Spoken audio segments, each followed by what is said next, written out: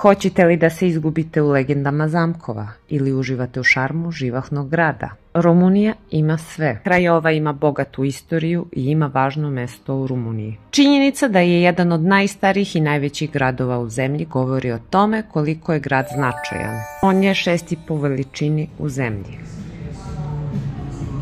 Sanja, šta jedeš? Pijem hladnu kafu. U Rumuniji se ovo zove hladna kafa. Sa kaščicom. Sa kaščicom. Ali dobar je ukus, sviđa mi se. Mesto se ponosi titulom grada sa najvećim gradskim parkom u Rumuniji, a 3. je po veličini u Evropi. Čuvenim parkom Nicolae Romanescua. Grad je dom Filharmonije Oltenije i Narodnog pozorišta Marin Sorescu, koje je najstarije pozorište u Rumuniji. Univerzitetski grad koji je domaćin nekim od najboljih obrazovnih institucija u Rumuniji. Univerzitet u Krajovi, osnovan 1947. godine. Jedan je od najprestižnijih univerziteta u zemlji i privlači studente iz cele Rumunije i šire. Da li ste znali da je Ford Rumunija automobilski proizvođač koji posluje pod okriljem Forda Evrope smešten u Krajovi? Šta treba posjetiti u Krajovi? Hotel Minerva, Botanička bašta, muzej Oltenije i muzej umetnosti, već pomenuti park Nicolae Romanescua i Narodno pozorište Marin Sorescu, stadion Iona Oblemenka, tvrđava Krajova, istorijska tvrđava iz 14. veka koja nudi predivan pogled na grad. Crkva Svetog Trojstva, stara pravoslavna crkva koja predstavlja arhitektonski dragulj grada, fontanu muzike i akvapark. Sigurna sam da postoji još mnogo atrakcija, ali ovo je naš izbor. U čast legendarnog rumunskog fudbalskog napadača i trenera Iona Oblemenka, arhitektonski biro preuzeo je projekat izgradnje 4. najvećeg fudbalskog stadiona u Rumuniji, koji je konačno završen i predat građanima Krajove 2017. godine. Murali u Krajovi su postali značajna karakteristika grada, doprinoseći njegovoj estetici i kulturnoj sceni. Umetnici koji stvaraju ove murale dolaze iz različitih krajeva Rumunije i sveta, doprinoseći raznovrsnosti i bogatstvu umetničke scene Krajove. Šekspirov festival u Krajovi jedan je od najvažnijih kulturnih događaja u gradu, posvećen slavljenju dela čuvenog engleskog pisca Williama Shakespearea. Festival obuhvata širok spektar događaja, uključujući izvođenje Shakespearovih komada na otvorenom, u pozorištima i na alternativnim scenama, kao i različite umetničke performanse, radionice, predavanja i diskusije o Shakespearovim delima i njihovom značenju. Mi smo proveli nekoliko sati istraživajući Krajovu, obilazeći ključne znamenitosti i upijajući atmosferu grada. I naravno da to nije dovoljno vremena da se obiđe ceo grad. Bukurešt je grad koji ne prestaje da iznenađuje svojim grandioznim bulevarima, četvorostrukim trakama u jednom smeru i stalnim saobraćajnim gužvama. To samo govori o veličini grada, koji zvanično broji 2 miliona stanovnika, dok nezvanično ima oko 4 miliona. Grad se čini dosta uređenim od Beograda, a impresionira bogatstvom arhitekture poput Palate parlamenta, zgrade apelacionog suda, Rumunskog Ateneuma, zgrade opere, Narodnog muzeja umetnosti Rumunije, Palate Cec, Hrama Spasa naroda, Centralne univerzitetske biblioteke, zgrade Narodne banke Rumunije i prelepog parka Izvora. Parkova ima mnogo, a njihova veličina je fascinantna.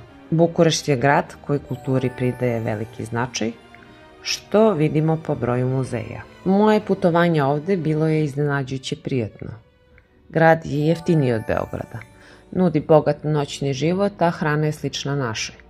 Mada ipak bih rekla da je naš roštilj malo ukusniji. Našla sam mnogo zajedničkih elemenata između srpske i rumunske kulture. Njihova kola, narodne nošnje i narodna muzika deluju poznato, a čak sam čula pesmu grupe Sars u jednom klubu u Bukureštu. Međutim, najznačajnija zajednička tačka je vera. I Srbi i Rumuni su pravoslavci, ali sa različitim kalendarima. Srpska pravoslavna crkva koristi tradicionalni julijanski kalendar, dok Rumunska pravoslavna crkva koristi revidirani julijanski kalendar.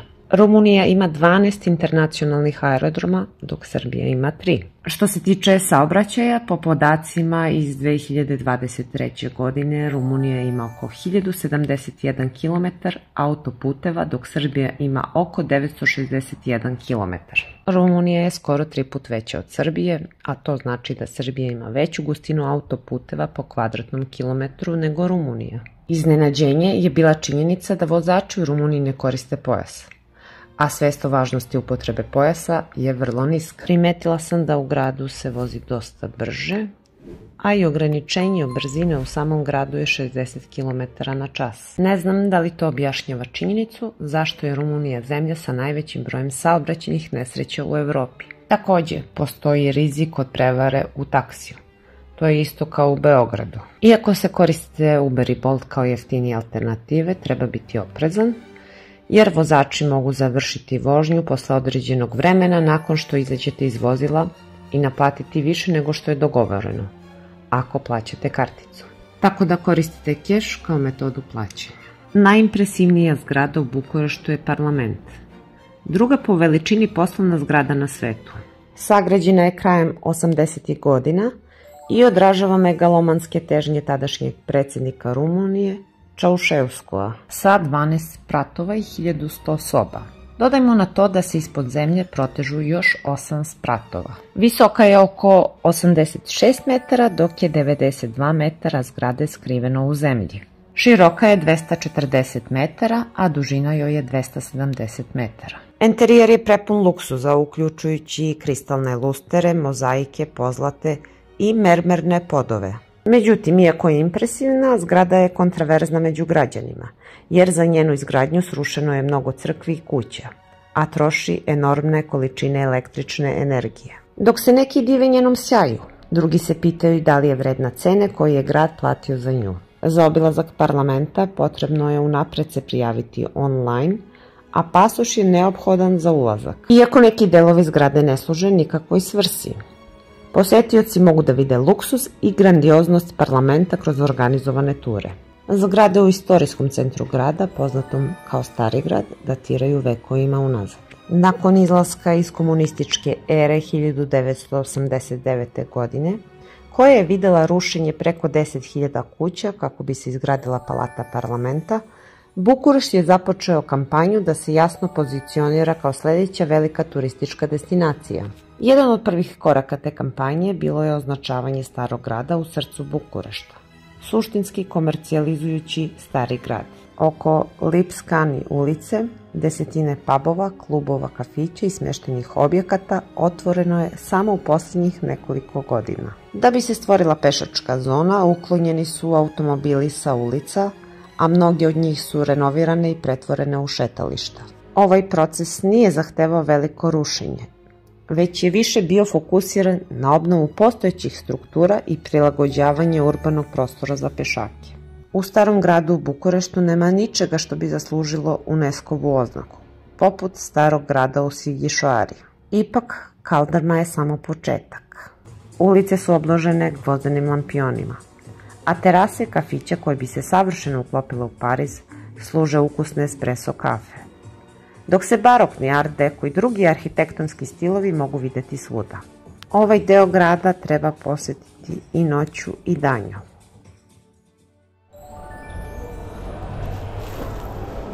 To je fora. A sad je na pravi put. E, pa može i ovdje. Aha, ovde je. Pa i ovdje. Da, ovde nije, ovde su sva.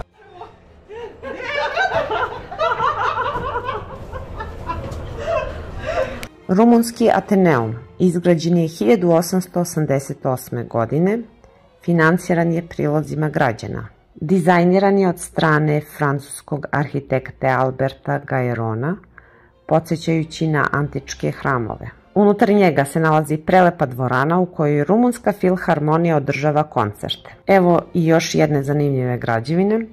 Hram Spasa naroda u Bukureštu trebalo bi da bude završen 2025. godine, ali je već sada najveća pravoslavna crkva na svetu. I ima još mnogo zanimljivih priča o Bukureštu, ali to ćemo sačuvati za neku iduću posetu. Brašov i Sigišoara su moji omiljeni gradovi u Rumuniji. Pa evo me 3. put u Brašovu. I dalje nisam uspela da istražim ni grad ni sve atrakcije u okolini. Ali svaki put kad dođem, otkrijem nešto novo što me oduševi. Ovog puta smo naišle na izložbu oldtimera i bile smo presrećne što smo je uspele posetiti. Iako smo imale malo vremena, trčkarale smo kroz grad i svaki trenutak je bio ispunjen uzbuđenjem. Vozeći oko Brašova, uvek se oduševljavam pejzažima koji se pružaju pred mojim očima. Vidim vrhove južnih Karpata prekrivene snegom i zelenu ravnicu ukrašenu žutim cvetovima uljane repice. Maštam o tome da jednog dana posetim jedan od najpoznatijih puteva ovde, Transfagarašan, ali znam da to može biti samo leti i postoje još neki preduslovi. A ova poslednja noćna avantura bila je nezaboravna. Dok smo stizali u Brašov noću, iznenada su naši telefoni počeli zvoniti neprijatnim tonom. Dobili smo obaveštenje na rumunskom jeziku, upozorenje da se u nekoj ulici u Brašovu nalazi medved i da se ljudi sklone iz tog kraja. Milica je delovala zabrinuto. Ali nakon što smo razgovarale sa lokalcima, smirila se. On nam je objasnio da su ovi alarmi česta pojava ovde kada su u pitanju medvedi. Brašov je zaista grad koji je osvojio svoje mesto među najposećenijim turističkim destinacijama i gradovima za odmor i uživanje u Rumuniji. Svaki posetilac ovde nosi sa sobom deo nezaboravnih priča i avantura. Grad se sastoji od 2 dela.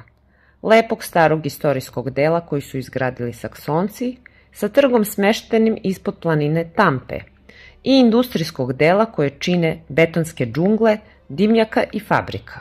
Za nezaboravnu panoramu grada iz ptičje perspektive možete koristiti gondolu, odnosno žičaru Panoramik Tampa, koja vas vodi do vrha visine 940 metara sa kojeg se pruža izvanredan pogled na grad.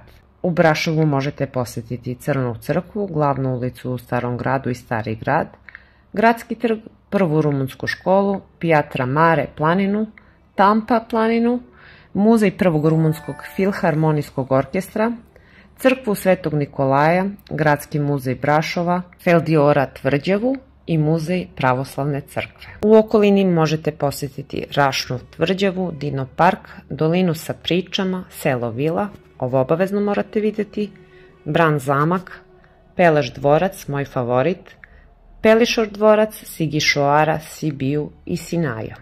Htela bih malo da vam ispričam o hrani i piću u Rumuniji. Ako poručite limunadu u Rumuniji, dobit ćete je pripremljeno sa kvascem, koji daje gaziranu verziju ovog osvežavajućeg napitka.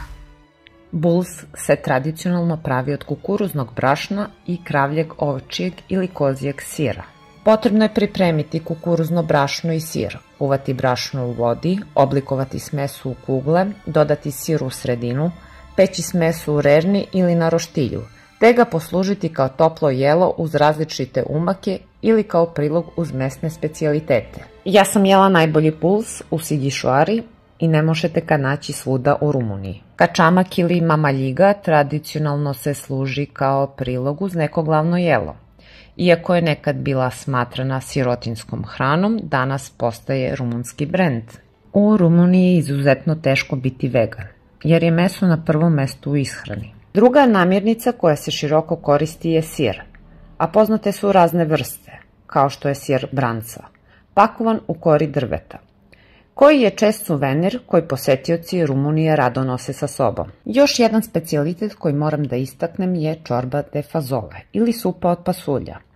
Ova supa je tradicionalno jelo u rumunskoj kuhinji i priprema se od pasulja, povrća, začina i često komadića mesa. Supa od pasulja je bogata i aromatična supa koja se često služi kao glavno jelo, posebno tokom hladnih meseci. Papanasi su tradicionalno rumunsko jelo koje se sastoji od prženih ili kuvanih knedli od sira, obično posluženih sa kiselom pavlakom ili džemom. Knedle se prave od sira, brašna, jaja i soli, a zatim se oblikuju male kuglice i prže se u dubokom ulju ili kuvaju u vodi.